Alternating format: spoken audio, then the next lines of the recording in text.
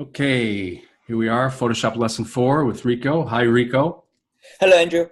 Okay, and so today we're going to go over a bit of the pen tool Pen and tool sounds good. Thank you. photo compositing, and we can talk about the differences between CMYK and RGB mode for printing and screen purposes.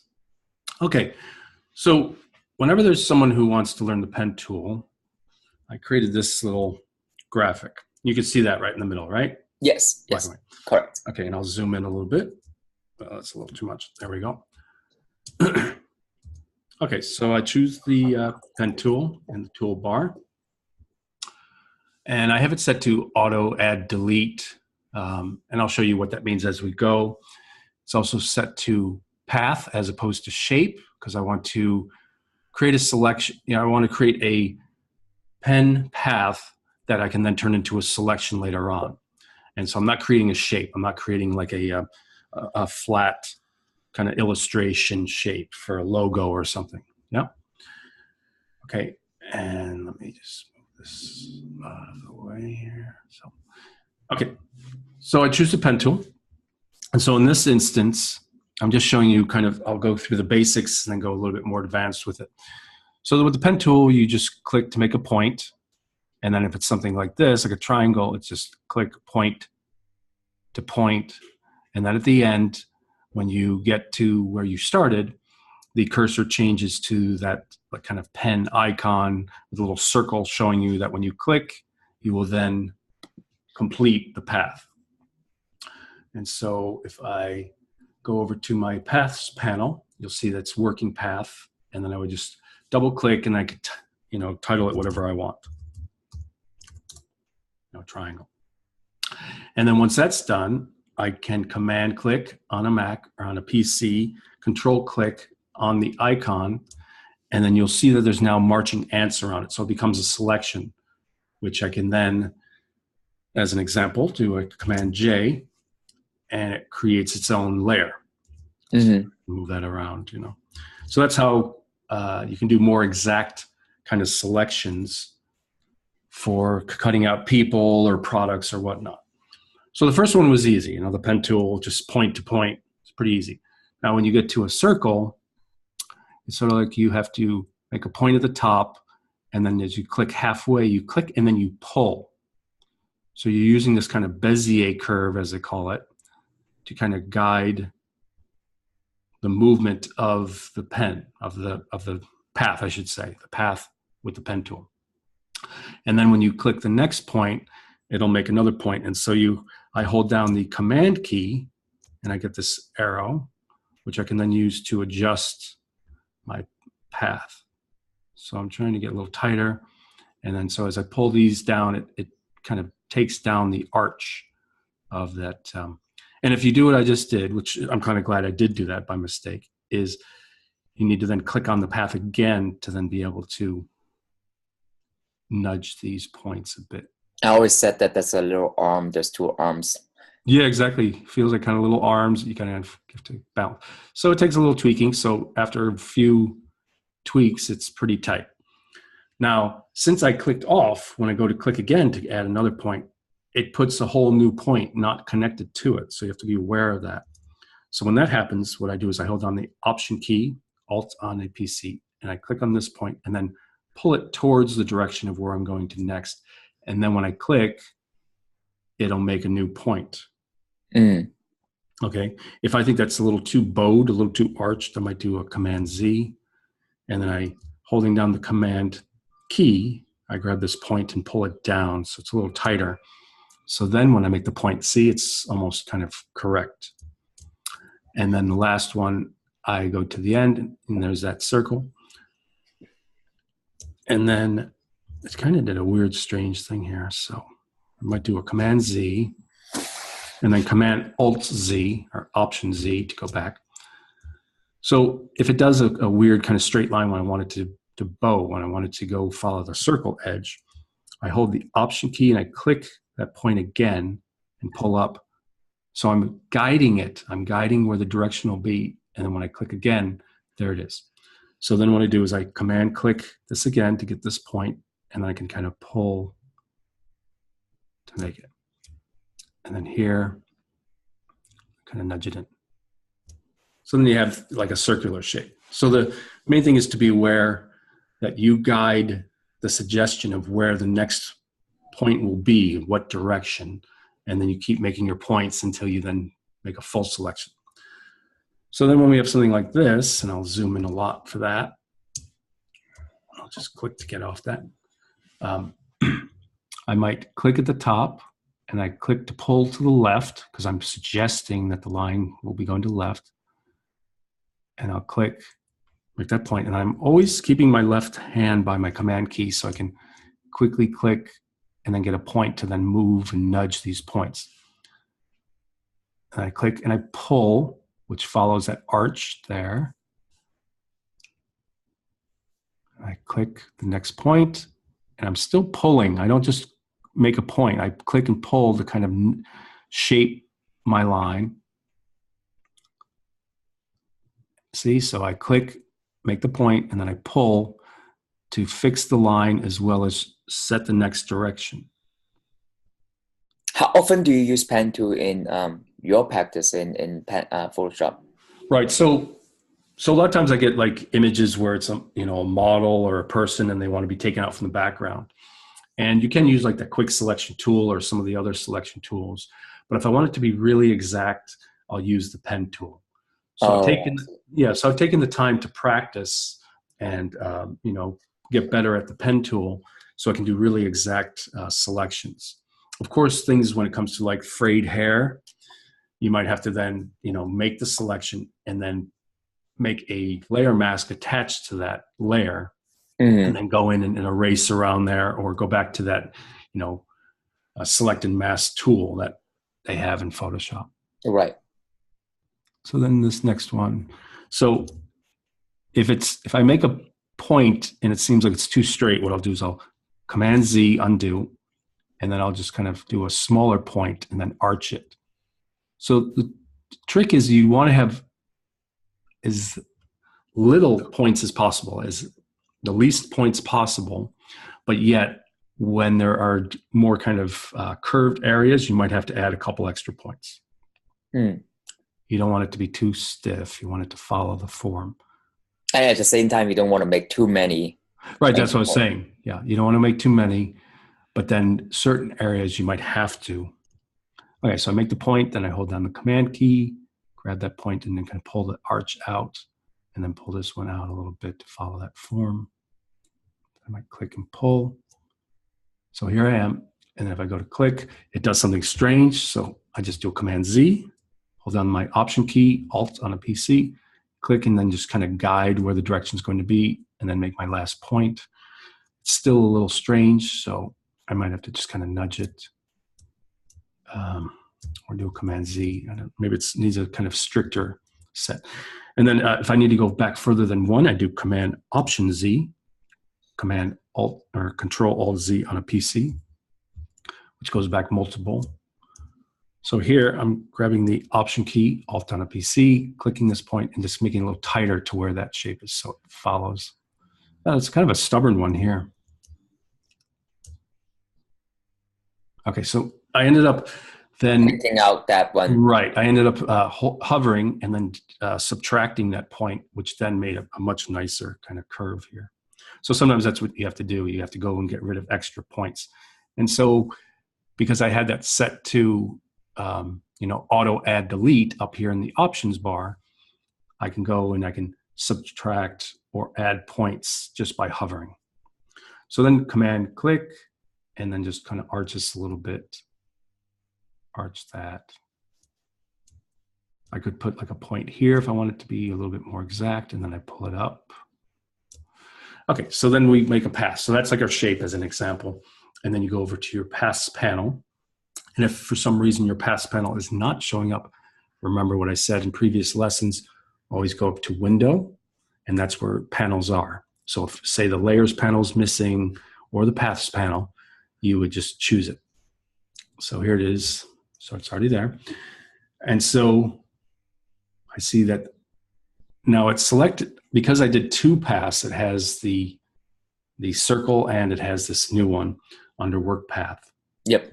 So that's fine. I'll just do a command click, and then I can just choose, like, say, my marquee tool. And while holding Option, I can just click and drag to deselect the other one. So now it's just the one on the right selected. So it doesn't really matter. I could also have selected on the work path. Maybe I'll just do that to show you. I could also go and, with the pen tool itself, holding down Command and then dragging, it selects that one, and I could even delete that if I wanted to. So in the end, I just have the one path on the right shape. Okay? Yep. And I'll even delete this top one, triangle. So now it's just this work path. So I tend to like to label or give names to my paths. So I might just, in this one, I would just say abstract shape, I guess. Yeah, you get used to naming. Once you start working in Photoshop, you guys would have a lot of layers, and if you don't start renaming them, would get really confused. Good point. And so this could have been like originally an image of 2 or 3 people. And so I might have created 3 different paths, and then I want to name them accordingly. So, model on the left, model on the middle, model on the right, something like that. Get rid of this Nick. Okay, so if I then command click on the icon, then I have a selection. So once I have a selection, I can just choose the marquee tool at top, go into the middle, and then right click, and then I can choose feather. And so, like I said before, when you do a feather, the lower the feather, the sharper it is. So I could do either like a 1 or a 0.8, and it'd be kind of like a slightly softened edge. And so if it was like a 4 or 5, that would be if I was blending a pattern or something. And then if you were going to select like a sun or a moon and you wanted to have a glow, you could have like a 12 or a 14. So the higher you go feather, the softer the edge, the kind of even glow effect you can get. So in this case, I just want a 1 pixel. And then go back to my layers panel. And then if I do a Command J, I will make a layer from the selection. But I always like to name it. So in this case, I'll do a Command Option J. And that would be Control Alt J on a PC. And then this pops up where I can name it. And I'm just going to call it shape for the sake of the lesson. And so then when I turn off the background, you can see the transparent grid showing that I now have a new layer. Mm-hmm. So that's kind of like the basics, the elements of the pen tool.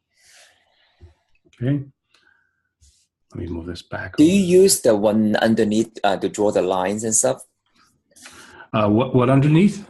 The tool underneath, the line tool, right underneath the pen tool? Oh, underneath the pen tool. Let's see. So we'll go to the pen tool. Oh, like the shapes tool. So yeah, these are like if you wanted to create shapes. So you could do rectangular. So in this case, if you were creating a shape, you might as well choose like the ellipse tool. That's a good point. Very good point. Thank you. Take a little sip of water here. So the point is if I have like, this is what I wanted to cut out. Yep. I could just choose this ellipse tool, and then I go to the middle, and then holding Option. Why is it doing that? I'm in the ellipse tool, and then if I hold Option and Shift and pull, I'm just kind of lining it up. I can make like a perfect circle.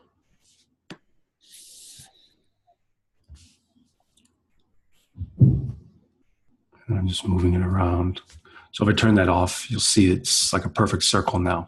So yeah, that's a very good point. So in cases like that where you are making solid shapes, you might as well use the built-in kind of shape tools. So rectangle tool, rounded rectangle tool, ellipse, polygonal, line tool, and then custom shape tool. So under the custom shape tool, once you go there, you would be able to choose some kind of options. Well, let's just go to it, custom shape tool. And then if you go to the top options bar, you go to shape on the left, you will then see that there are some shapes. Starbuck, where's the shape? I haven't used this one in a while. Oh, here it is. So here it is on the options. Move this little thing out of the way. Yeah. So once you go to the right side where it says shape, you click, and then there's a subset of different tools you can choose from. Pretty big. So as I as I bring this down, you'll see there's a lot of kind of kooky shapes, signs, kind of pedestrian signs. It looks like telephone, lightning bolts, whatever. So those are all kind of like preset shapes you can choose. So that's good to that way it kind of take away from all the time of you having to draw a whole kind of symbol like that. You could just find it and then drag it, and you would create it very easily. Good? Yep. Great. Can you click on your shape tool again? Because I have a pull down menu, has a lot of stuff on it. Right. So what you probably did is I go down, I'm in the shape, and so I go to the options bar. If you go to the right, you also see that there's like all or animals, arrows. So you can add any kind of set of different symbols to it. So you might have done all, and then therefore you have all the different options.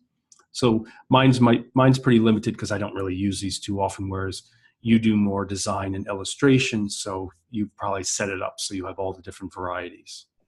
Oh, I see. Okay, I see it now. Yeah. Yeah. So that's your option. It's the cog on the top right. And then you have all these different options to choose what theme of kind of shapes you want. Okay, thank you. Okay, so that's that. So I'll close that one. And then this is just to show you, this is a photo composite I did for the Intel Developers Forum while I was here in LA, but it was for San Francisco. I forgot the name of that center where they have all the conventions and stuff. Moscone Center? It is Moscone Center. Okay, great. So yeah, the Moscone Center, this was like a very large, billboard type sized poster that I created, and it was for the Intel Developers Forum. And so this, maybe I should try to find the PSD sometime for a future lesson, but this was hundreds of layers. So all these kind of different geometric shapes went into their own kind of folders, subfolders.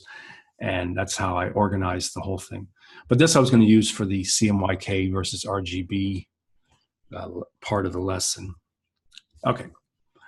So here's an example where I might want to cut someone out. So I wanted to show the basics of the pen tool. Now, when you have something on a easy background like this, it's much easier to choose, say, the quick selection tool, and then you might even just be able to grab the background really quick, and then it goes pretty fast around him. So if I hit Q for quick mask, you'll see the preview. It looks like it did a good job except for his boots. And then for that, I would just hold down the option and then drag to make that kind of selection. And when I hit Q, you see it's pretty good. But if I wanted to make sure that it's absolutely perfect, I have a very kind of strict or demanding or perfectionist client, then I might be wary of any kind of bumps or shapes. And so I would use the pen tool. So in that case, I'm going to show you how I use the pen tool on a project like this. So I zoom in. I tend to zoom in pretty well. And this looks like it's a kind of a 72 PPI image, not the best quality, a little grainy, but it's just for example. So what I'll do is I'll zoom in pretty well. And I just make my first point. And I'm not going to be absolutely perfect on this because I want to save time for other things, but right. I'm just kind of pulling the shape as I go. So I'm saying this is the direction I'm going. So I pull that kind of guided Bezier curve, and then when I click, I pull up, and I can hold my command key and then make an arch. And then because I know I have a bump here, I will hold down my option key and direct the next point. Yep. It follows pretty nicely, If I didn't do that, it might be kind of a straight line. And then I'll make another point, and then I see if there's a little bit missing. I'll just go back to command and then kind of pull that arch. So it follows that shape pretty well. And then I hold down my space bar to temporarily get access to the hand tool while I'm working in the pen tool. And that's one thing that's really nice, is that when you're in any tool, if you hold down the space bar, you access the hand tool temporarily. So in this case, I'm just following the shape. And then I'll click and pull so that it follows that shape, or follows that path to the next one. So in your opinion, for the best of results for stuff like this, you will still rely on pen tool? I know in the past some other teacher has shown us use the quick selection tool, the color range under select and all those, but it never really get the perfect. Exactly. And color range is good if it's a solid color. Like if it was a red Corvette or something, then it would select, the majority of the red Corvette. But, he's got skin color, and he's got the helmet color and the black gloves, Right. Color range might not be the best for that. Like I said, I will use the, quick selection tool, or even sometimes a magic wand if there's a solid colored background. But if I really want it to be precise, if I know that my client really wants something precise. So sometimes I get jobs where, they want me to cut out, frames or furniture that has kind of distinctive, bed frames. And I know they're putting it on a website. So I might use the pen tool to just make sure that's absolutely precise. So as you can see, so I don't think it's going to take some time. It's one of those things that you guys have to be patient. There's not really a fast route in this if you want to do a good job. Just like we did the cut out the meditation guy in the first session, there were a lot of students turning homework, and they're missing one little highlights behind the shirts or very tiny line. It's going to show when you change color. Correct. So I think half of the students didn't pay attention to little details like that. Yeah. I can go over something like that too. Now, for the sake of this lesson, I'm not going to do the whole figure, but no, don't do that. Yep. We get the point. Right. So I think you get the point. So what I might do is, Command plus to zoom in, and then kind of follow this shape and kind of cut them in half or something. But yeah, you just you keep following the form, and then you pull it to guide it to where the next path is going to be.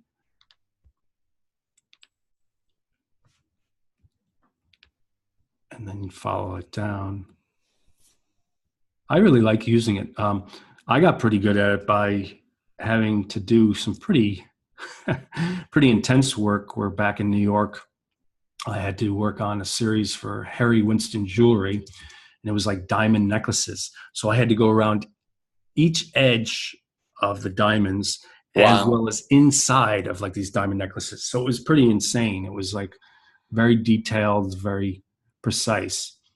And it just, they had like, say, multicolored background, or there was some information in the background. So you couldn't just, use like a magic wand tool back then to kind of select the background and then select inverse. Okay, so let me just go back a little bit. Yeah, those tools are not available back in the days. Well, magic wand was, but it wasn't as precise as it is now. And if there was any kind of information beyond a solid color, it would select various areas. So for it to be precise, I really had to use the pen tool on certain jobs, So yeah, so here I go. And now I'm just kind of not being perfect because time, but I think you get the idea. I don't know if I need to really do the whole thing, but no, don't do it. We get that. We get a point. Thank you. Right.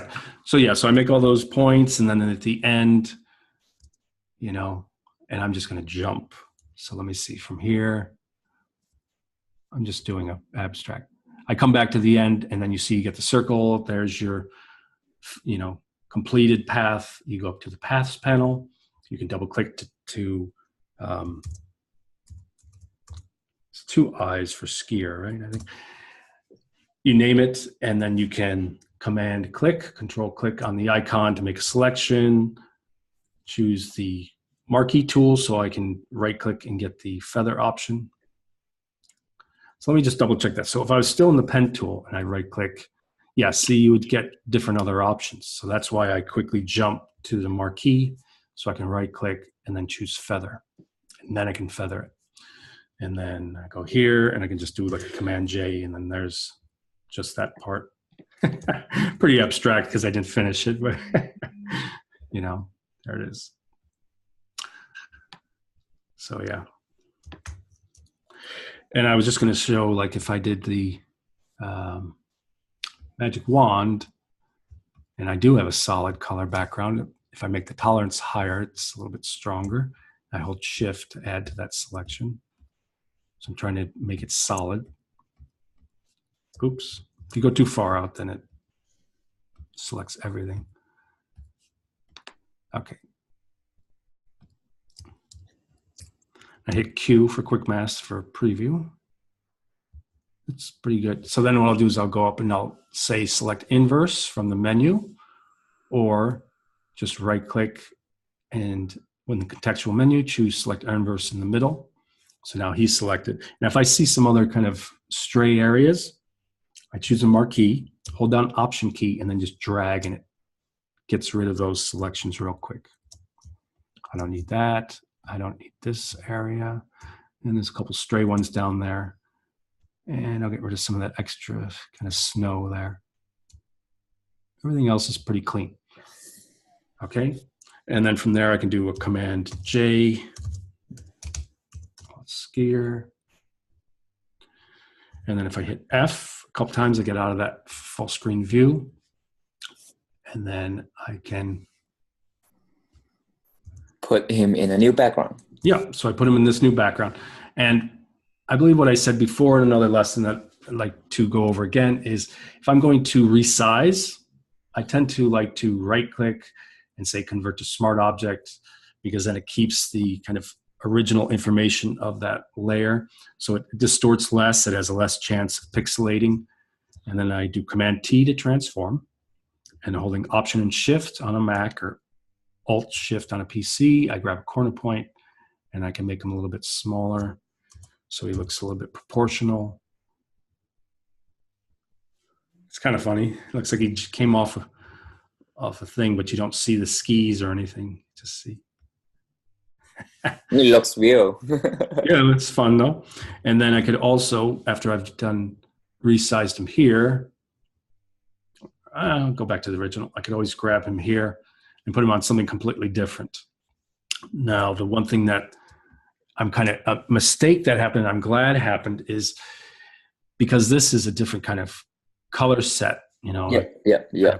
Tan, color, sand. You can all see that there's a kind of outline around him. Yeah, blue outline. How do we fix that if we want it on this kind of background? Exactly. So here we are in the top layer, skier layer. So when I go up to layer in the layers menu, there is a thing called matting at the bottom. And so I can either say defringe and just say, okay, take away 1 pixel. I'm going to hit 1. Sometimes it's good, sometimes it's not. In this case, it's not so strong. So I might go back and say layer, matting, defringe, and I might do 2 pixels. That still is not so good. So then, yeah, just making sure there's no. What I would then do is just go back to layer, matting, and then defringe. I might say like 4 or something. I don't know why it's so stubborn. It's kind of strange. So in this case, if that happens, and that's for me the best way of getting better at Photoshop is knowing what to do when certain things don't work. You know, it's easy to know one way, but if you know 2 or 3 ways, it's helpful. So what I would do in a case like this is if I command click on the icon of the skier layer, there's a selection around him now. So you can see the marching ants around it. And then I would say select, modify, and then I would say contract. And I might say contract by 2. And then if I hit delete now, then he gets deleted, right? So you don't want to do that. You want to say select inverse, or I believe that's also Command Shift I on a Mac. And I might even do like choose the marquee tool while that selection's happening, click in the middle, and then choose feather and give it 1 feather. And then I hit delete, and then it etches away. And if that's not enough, I hit delete a couple times. If I do a Command H, I can do a deselect. So it's a little bit better. There's still a little bit of a remnant. So I might have to say select and modify, contract by 2 pixels again, and then hit delete. In this case, I think that was doing the opposite since I selected the inverse. So select, modify, expand, because it's the outside that's selected. So then I'll say 2 pixels. And it looks like even 3 might be good. So it's, you know, it's trial and error. Select, modify, expand. I'll do 2 more. Then getting better. Yeah, then it's tighter now. So now if I do Command H, Control H on a PC, I'll hide the marching ants, and then when I hit delete, you'll see the preview. So it's not better. I hit delete a few times, and it kind of came in. Now it's pretty clean. So I do Command D to deselect, choose my move tool, and then I can move him anywhere. So I zoom out. So here he is, skier floating in the desert. So I just wanted to do something completely different just to show, as well as it was good for, in this case, to show that there was some kind of color fringe. Yeah, I guess that's really helpful for the matting, that sometimes you cut something out, you don't really know how to do the edges. Exactly. So what I might do is, okay, so here's the original. So if I'm working on this, what I might do on a project before I bring it into something else is I'll cut them out, and then I might create a new blank layer, drag it underneath, and then I'll just do, you know, edit fill. Why didn't it come up? Edit fill. Okay, yeah. And then foreground color set to black. And then by doing that, I have a preview that shows me, you know, on a solid color, if there's any fringe like there is. Yep. So I might then, you know, Command click here, select inverse. So it's the background. And I don't really care if it's got this other stuff. You won't be able to see that. And that's where I'll say select, modify, and then I think it's contract in this case. Maybe I'll say 3. No, I think that's further away. So that's quick mask. So select, modify, expand, and I'll do like 3.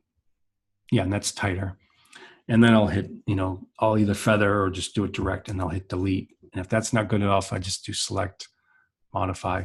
And I do think, yeah, see, if you're in the selection, you'd have to go to the marquee to be able to then, yeah, and it doesn't have it here. I wish it did, though. Like if I do the right click and to get the contextual menu, I can feather it, but I can't choose, you know, modify. Yeah, it doesn't happen there. Yeah. So I have to go up to the menu, select, modify, and expand, because it's the inverse, it's the outside. And I'll just say 4 this time. And then now it's even tighter. And then do a Command H to hide, and then hit delete, and now he's clean. Yep. So I might do it that way. Look at the thighs and the knees. What about it? Look at the leg area. That right, those white outline, it's gone. Exactly, and also around the red arm where his coat is, you could have seen the blue very precisely before. Now it's gone. So, okay, so I'll just do that. Okay, so we're doing pretty good for time. So, so you wanted to go over the some kind of issues about color, right? You want to talk about color? Yes. You mentioned that this lady picture that you were talking about, you were creating for billboard. So sometimes even client does not understand how big they should send us the the raw file, I always said that we had to get a big image, the raw file or the TIFF from the photographer. Right. So yeah. So nowadays, a lot of times, it used to be stricter. It used to be strict that, if you had an image, and so let me go over some of those options so people know where they are. So when you get an image, in parentheses, you'll see what the color mode is. So it says RGB here, and here it says CMYK. And you should always go up to image mode. You can see, RGB color, CMYK. And that's how you convert. Sometimes you can see, sometimes in this case, I think it's I can tell the difference from my screen. Right. But I'm talking more about like just the fact that in parentheses, it says RGB. Yeah. And in parentheses, CMYK. You can't really tell the color difference too much, but what I was saying is in the past, it used to be more defined, like, RGB was strictly for web, and then you'd always convert things to CMYK for print. But nowadays, a lot of times printers will print with Adobe RGB. So it's image mode, and that's where you choose RGB or CMYK. And then I go down to, if I want it to be specific, so I'm on this RGB file, I go down to convert to profile, and then this pops up. And then so it's telling me that the profile is sRGB, but I might want it to be Adobe RGB 1998. And so that's what's kind of changed in the industry, is that a lot of times printers will print in Adobe RGB 1998 more. So think of it as the size of the color space. So when it comes to RGB, Adobe RGB is a larger color profile, so it has more colors, more vibrance to it, for printing, good for printing. Whereas sRGB is what you would choose for Facebook or the web, and sRGB is a smaller set of color, but it's supposedly more predictable. People believe that if you set to sRGB, then what you see is what you get when you put it online. And then people will convert to CMYK for print. So let me show you what that basically means. So when you go over to, I have layers, channels, and paths. Now, if I go to channels, you'll see that it says RGB at the top, and then it says red, green, and blue. And so, this is the red channel. That's with the green channel. That's the blue. So I see it as kind of like a silk screen. So you have, one press through of red ink, then a press through of green ink, then a press through of blue ink. Then it looks like the full color spectrum. So it's sort of like 3 channels on top of each other creates the total of RGB. And then if you go over to CMYK, that's different. So that is CMYK, which is composed of cyan, magenta, yellow, and then the addition of black. So the big difference is that CMYK has black as one of the channels, and that is for printing. So RGB is usually what you see for like on your color monitor and on the web, which is with your monitor. So it's light. Light is coming through the red, green, and blue, illuminating those colors, whereas CMYK is made for the inks that will print your colored print for a flyer, poster, billboard, whatever. Do you get that? That makes sense? Yes, it does. And when you work, do you use the view proof setup, working CMYK, and the monitor RGB? Do you use that option up there under view? Yeah, so there's times when I will like here I am in CMYK, so I'll go to view, proof set of working CMYK. It's interesting they have color blindness. So I guess if you have a color blindness kind of handicap, you can choose these so you can see colors in a more realistic way for you. Now, what I would tend to do though is if I'm going up to view proof setup, if I know that I'm sending out a CMYK set to CMYK US web coded, that's kind of the default profile, then I'll choose that so I get a better preview of what I'm looking at. And then normally I'm working in RGB. I do a lot of stuff for the web, more for websites these days. So I might say proof setup sRGB, because that might be the default. Mm-hmm. But yeah, that's a good thing to remember. Good point, Rico, is that while you're working with these colors and you change from project to project, one might be for web, one might be for print. I forgot oftentimes too, sometimes. Right. It's very hard. In fact, they should have it. But once you finish almost at the end, when you do want to look at it, either you're looking at this is going on the web banner, or if you're going to print it out, it's not going to be accurate. I always said that don't tell the client. Well, if you show them this is not going to be accurate when it print out. Right. And so a couple things. One is, I think in the options bar, they should have a button in the middle that is like view proof setup. And then you click on it to get this. So that way you would never forget. It would be like always right there at the top in the options bar, and treat it kind of with more respect than it is now, which is kind of hidden. Right. Mm-hmm. Second thing is, I think I moved something. Yeah. No, it's RGB. Okay. Second thing is a very important point that a lot of people don't think about is, and a lot of times I won't take color correction jobs because of this, is, so I have a brand new iMac 27-inch iMac 5G screen. So it's a brand new screen, vibrant colors, and it's very bright now. The tubes are strong. It's very bright. And I use the Spider Elite calibration system. So it has like a little kind of shaped puck that you put on, and you install the software. And it's easy, but it's technical, where you just kind of let it do its automatic runs through, and it puts up a different color and different shade of light that it tries to synchronize between this test and your monitor. And so your monitor gets calibrated, and so the colors that you work on are correct for most part. Problem is, and this is the biggest problem, this is why a lot of times I will not do color correction for different clients, is if I'm doing it for someone who's professional, someone who's a studio or has an office, I tend to have faith that they have a calibrated system and they understand the lingo. They know how to calibrate, so they're calibrated on their side.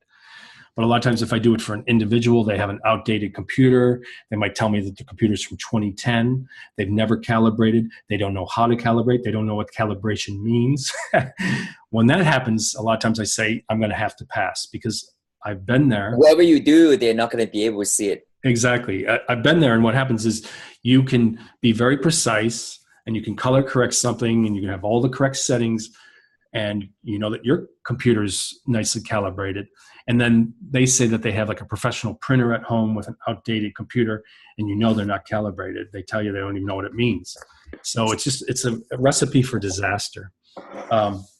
Now, in terms of that, just to show you what I tend to do for color correction is, now there's always two options to color correct or tonal correct. If you go up to image adjustments, you'd be going directly to levels or curves.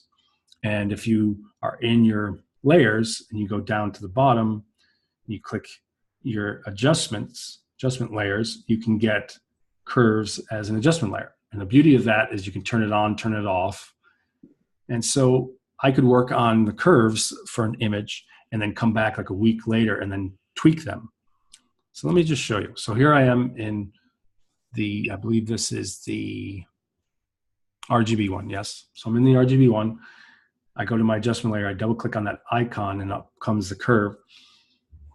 So the brightness I like, I mean, the tonal range is pretty good, but if I'm going to work on color jobs for people, I would then go to, underneath the RGB is the specific channels. So I might go to the red channel, and as I click and pull down, I'm taking away from red and adding more green. And if I click and pull up, and this is like the midtones, I'm adding more red in those midtones. So in this case, I might pull it down just a little bit to get rid of some of the red, like in her hand. And so before, you see it's kind of bright, and then you do after, and it's subtle, but it's taken down a little bit. So I could save this as, a PSD, so it's a layered file, and it has a layered curves adjustment layer. Turn it on, turn it off, and I could then come back, double click the icon, and then I could work on it further. Or I could decide that yes, the green is too strong, And then if I pull up, there's more green. If I pull down, I'm taking a little bit out and then kind of bringing it back. So here's before, here's after. So it's slightly different, but you know, a lot of times the movements you make for color correction are very subtle anyways. Yeah, because you might be, for instance, if this is the photo you're correcting, you might have a green or a neutral. Right, or a color cast on the left side as a catalog or brochure.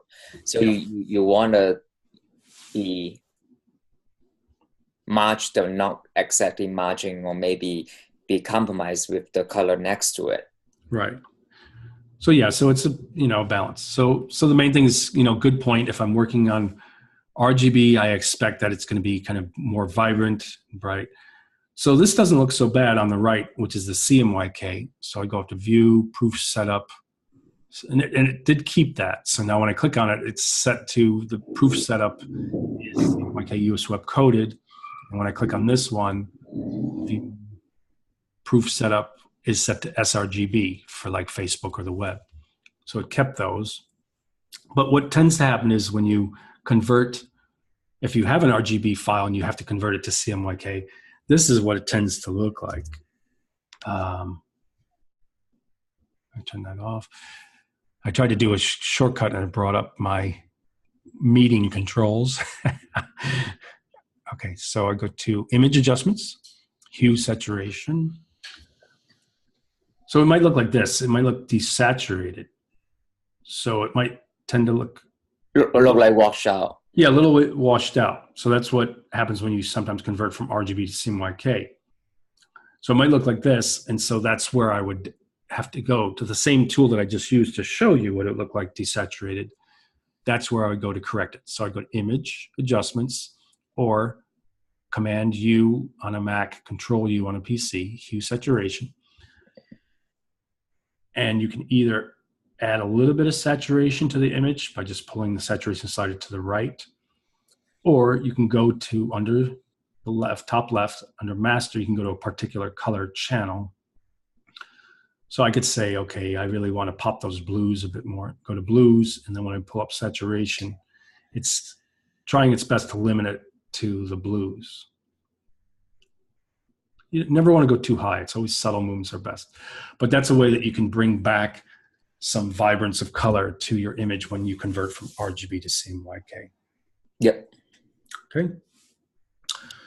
And so another thing now in terms of saving, when I do like a file, save as, the thing that I like to do is for printing, I like to choose TIFF. I've heard that, TIFF seems to be a file that is good quality. Photoshop, I usually save my files whenever I have layers to them. So I always think like a work in progress is my Photoshop file. And of course, JPEG is what you choose. So obviously make sure you choose JPEG and not JPEG 2000, which might be an Asian option or a European option. I'm not sure, but those three basic ones. Photoshop, I choose for my layered working files, JPEG for Facebook or the web, and TIFF for printing. Used to be, they used to have EPS as an option. Well, they still do, Photoshop EPS, but I've heard that TIFF is a better option for printing, for quality for printing. Yeah, TIFF definitely has more information in it.